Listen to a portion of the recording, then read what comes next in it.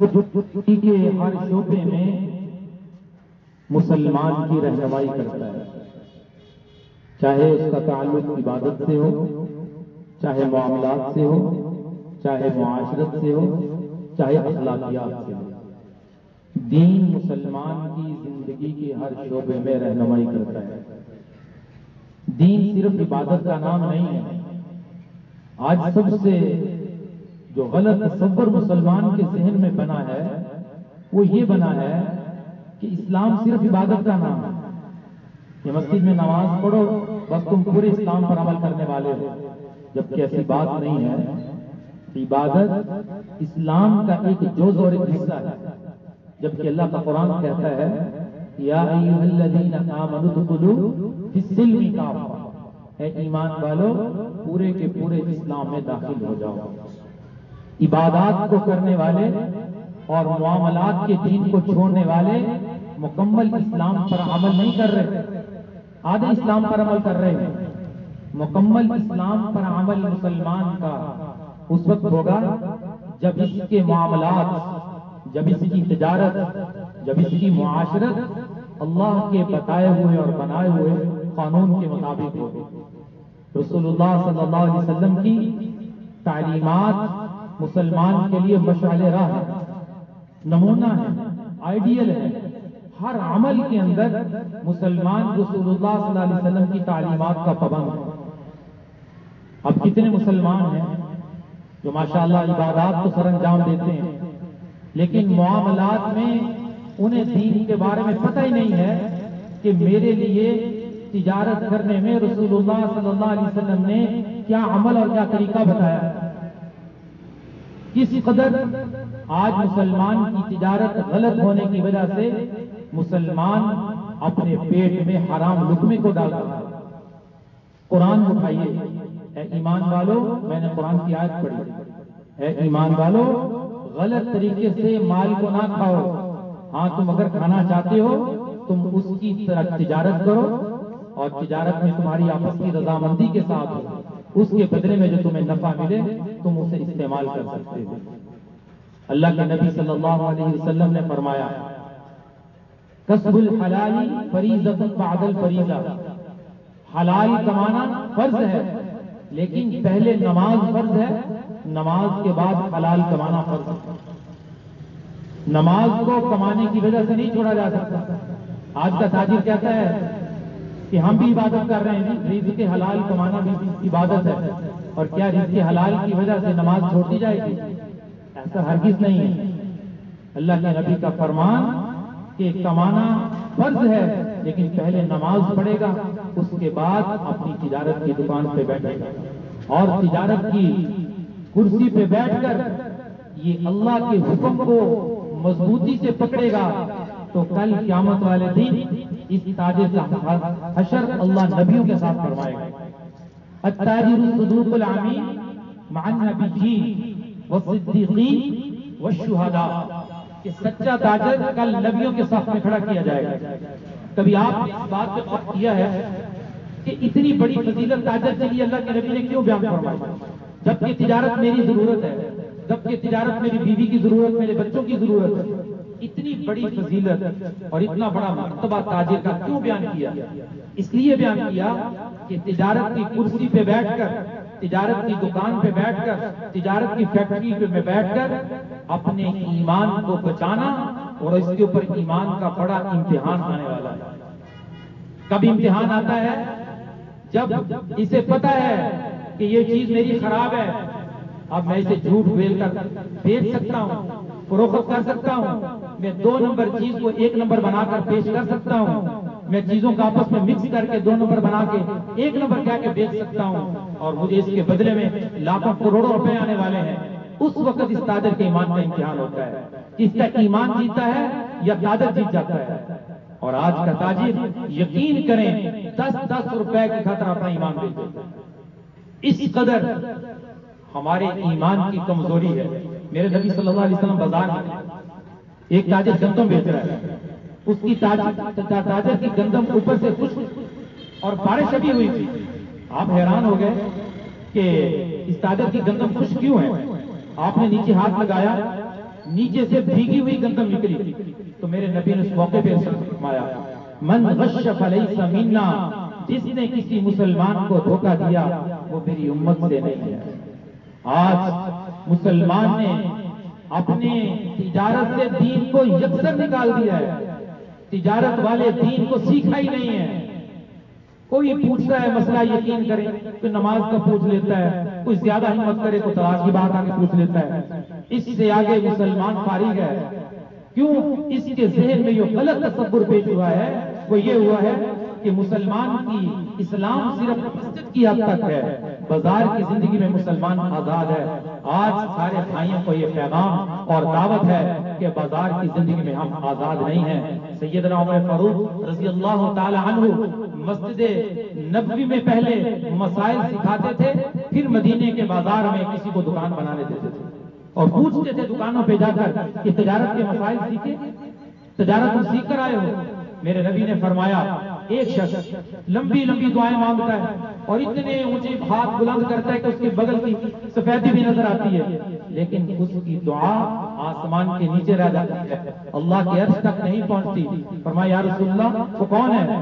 فرمایا حرام لقمہ کھانے والا، حرام تجارت کرنے والا، حرام رزق کھانے والا، جھوٹ بول کے اپنا سودا بیچنے والا۔ میرے نبی نے فرمایا کہ کل قیامت والے دن 3 شخصوں پر اللہ کی رحمت نہیں اترے گی، اللہ انہیں دردناک عذاب دیں گے۔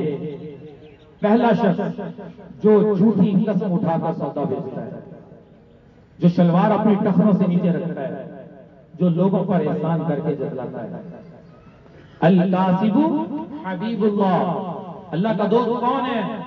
جو اپنے ہاتھ سے کمائی کرتا ہے۔ اللہ کے نبی نے ایک صحابی کے ہاتھوں کے اوپر نشان دیکھے، فرمایا یہ نشان کس چیز کے ہیں؟ فرمایا یا رسول اللہ میں کام کرتا ہوں، اپنی بیوی بچوں کا پیٹ پالتا ہوں، اس محنت کے نشانات ہیں۔ میرے نبی نے ان ہاتھوں کو بوسہ دیا اور فرمایا ان ہاتھوں پر جہنم کی آگ حرام ہے۔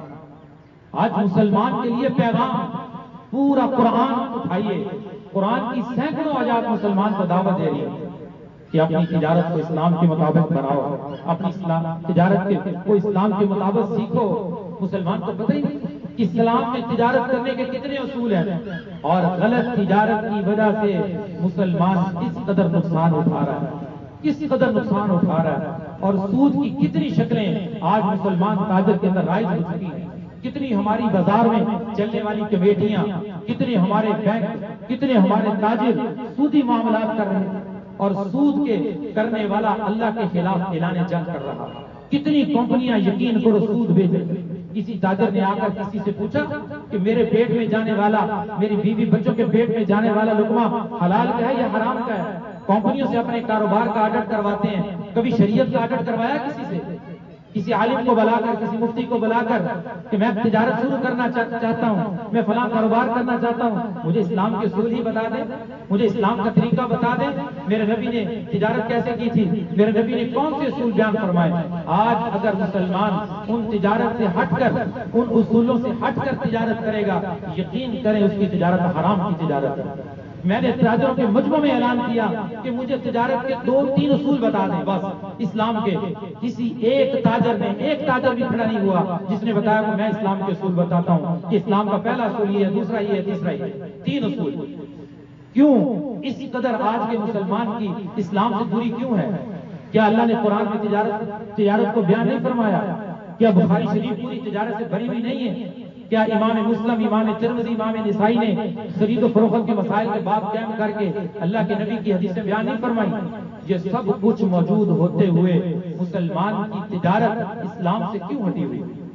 یہ اسلام سے اتنا دور کیوں ہے کہ اس کی تجارت میں اسلام داخل ہی نہیں ہے؟ تو میرے بھائیوں، میرے لیے آپ کے لیے آج کا پیغام ہے کہ مسلمان جب تجارت کرے شریعت کے اصولوں کے مطابق کرے۔ شریعت کا سب سے پہلا اصول یہ ہے کہ تمہاری جب تجارت ہو دونوں آپس میں رضامند ہونے چاہیے۔ زبردستی کی تجارت نہیں ہے۔ کچھ لوگ زبردستی چیز اٹھا کے لے جاتے ہیں، بس ہوگی جی میری، نہیں ہوئی اسی۔ جب تک دونوں رضامند نہ ہوں اس وقت تک وہ تجارت نہیں ہے، اس کے وزن سے ملنے والا نفع حرام کا نفع ہے۔ دوسرا اصول تجارت کا یہ ہے کہ جب تک تم چیز پر قبضہ نہیں کر لیتے تم اس چیز کو آگے نہیں بیچ سکتے۔ پورے بازار کی تجارت جا کر دیکھو کیسے ہو رہی ہے، چیز وجود میں نہیں آتی، چیز کا پتہ ہی نہیں ہوتا، جتنا اسٹاک کام کر رہے، جتنی ذخیرہ اندوزی گندم چاول کی ہو رہی، کھل کی تجارت ہو رہی، یہ سب پرچیوں کے اوپر ہو رہی ہے، اور اس کے ملنے والا نفع سب سود کی شکل میں جا رہا ہے، حرام کی شکل میں جا رہا ہے۔ میں نے تاجروں کے سامنے ہاتھ جوڑے، خدا را کچھ وقت دو، کہتے وقت ہی نہیں ہے، ہمارے پاس وقت نہیں ہے، اور مر جائیں گے پھر بھی قبر میں تو وقت آ جائے گا کہ نہیں آ جائے گا؟ کوئی اسلام کے مطابق تجارت سیکھنے کو تیار نہیں ہے۔ آپ سب بھائیوں کے سامنے عرض ہے کہ میرے نبی کی زندگی دیکھیے، میرے نبی کے فرمان کو پڑھیے کہ میرے نبی کی زندگی کیسے تھی اور میرے نبی کی تجارت کیسے تھی۔ صحابہ کی تجارت کتنی کامیاب تجارت۔ عبد الرحمن بن عوف فرماتے ہیں کہ میں نے اپنی تجارت میں 3 اصول اپنائے اور مجھے اتنی کامیاب تجارت ملی، ہجرت کر کے مکہ سے مدینہ آئے تھے، مدینہ کے صحابہ نے کہا تھا ہم سے آدھا باغ لے لیں، اپنی تجارت شروع کر دیں، انہوں نے کہا میں خود تجارت کروں گا، میں خود باغوں کا مالک بنوں گا۔ جانا شروع کیا تجارت کے بازار میں، 3 اصول اپنائے، اللہ نے ایسا رزق عطا فرمایا کہ مدینے کے سب سے بڑے تاجر بن گئے۔ پہلا اصول ان کا یہ تھا کہ ادھار پر چیز نہیں دیتے تھے، پہلا اصول، اور دوسرا اصول ان کا یہ تھا کہ ادھار پر چیز دیتے نہیں تھے، اور تیسرا اصول یہ تھا کہ جب کوئی گاہک آتا اور نفع کے ساتھ چیز چاہے 2 روپے ملتے اس کو بیچ دیتے، انتظار نہیں کرتے تھے کہ 10 روپے اوپر دینے والا آئے گا پھر چیز بیچوں گا۔ کہتے میری تجارت ان 3 اصولوں کے اندر تھی تو اللہ نے مجھے بڑا نفع دیا۔ آج پورا بازار ادھار پہ ہے، پیسے موجود ہیں، دینے کو تیار ہی نہیں ہے۔ میرے نبی کا فرمان سنیے، مطل الغنی ظلم، پیسے موجود ہوتے ہوئے ٹال مٹول کرتا ہے، پیسے نہیں دیتا، وہ اپنے اوپر ظلم کر رہا ہے۔ میرے نبی نے اسے ظالم قرار دیا ہے۔ ظالم وہ نہیں ہے جو کسی غریب پہ ظلم کرے، یہ بھی ظالم ہے، کروڑوں اربوں کا مالک ہو کر پیسے دینے کو تیار نہیں۔ مطل الغنی ظلم، غنی کا ٹال مٹول کرنا یہ ظلم ہے۔ تو اپنی تجارت کو سیکھیں، اپنی تجارت کو سود سے پاک کریں۔ کتنے میرے بھائی سودوں سے بینک لے کر، سود کو بینکوں سے قرض لے کر، سود پر قرض لے کر اپنی تجارت کو چلا رہے ہیں اور اللہ سے اعلان جنگ کر رہے ہیں۔ فَأْذَنُوا بِحَرْبٍ مِّنَ اللَّهِ وَرَسُولِهِ، جس کی تجارت کی بنیاد سود پر ہے، سود پر ہے، وہ اللہ اور اس کے رسول سے اعلان جنگ کر رہا ہے۔ آج سارے بھائی اکثر یہاں پہ جمع ہونے والے تاجر ہیں، اب سارے بھائی عزم کریں انشاءاللہ ہم اپنی تجارت کا شرعی آرڈر ضرور کروائیں گے، ہم اپنی تجارت کے بارے میں معلومات ضرور لیں گے، ہم کوئی نہیں کرنے لگیں گے، پہلے پوچھ کر معاملہ کریں گے کہیں یہ حلال ہے یا حرام ہے۔ جو اس کا خیال رکھے گا انشاءاللہ کل قیامت والے دن اللہ اس کا حشر نبیوں کے ساتھ کروائے گا، اور اپنی تجارت کو جھوٹ سے پاک کریں گے، سچ بولیں گے،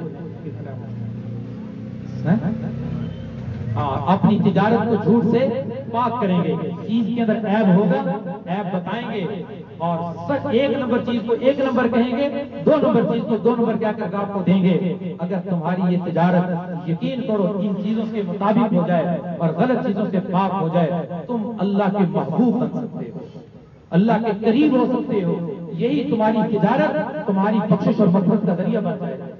وقت نہیں ہے میں اس بات کو لمبا کرتا، تفصیل سے بیان کرتا کہ اللہ نے سچے تاجروں کی کیسے بخشش فرمائی، کیسے ان کے لیے مغفرت کے اعلان فرمائے۔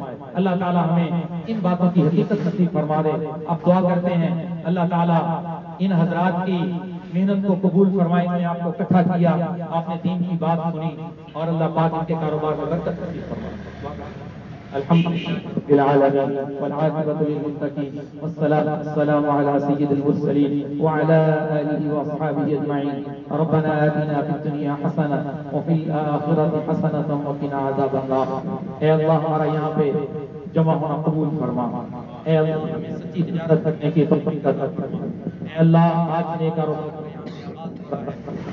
کاروبار میں برکت نصیب فرما، اے اللہ اس کاروبار میں برکت نصیب فرما، اے اللہ ہر قسم کے شرور و فتن سے اس دکان کو محفوظ فرما، اے اللہ حاسدین کی حسد سے محفوظ فرما، یا اللہ ہمارے ہر مسلمان بھائی کو اپنی تجارت رسول اللہ صلی اللہ علیہ وسلم کی تجارت کے مطابق کرنے کی توفیق عطا فرما، اے اللہ تجارت کے مسائل کو سیکھنے کی اہمیت ہر مسلمان کے دل میں پیدا فرما، اے اللہ ہمارے پیٹ میں جانے والا ہر لقمہ حلال کا بنا دے، ہم میں سے ہر ایک کو حرام سے بچا لے، یا اللہ سود کی لعنت سے بچا ڈالے. یا اللہ میرے اس معاشرے کو سود سے پاک فرما دے, میرے اس تاجر بھائی کو سود سے نفرت دل میں پیدا فرما دے, اس کے تجارت کی بنیاد حلال پر کر دے.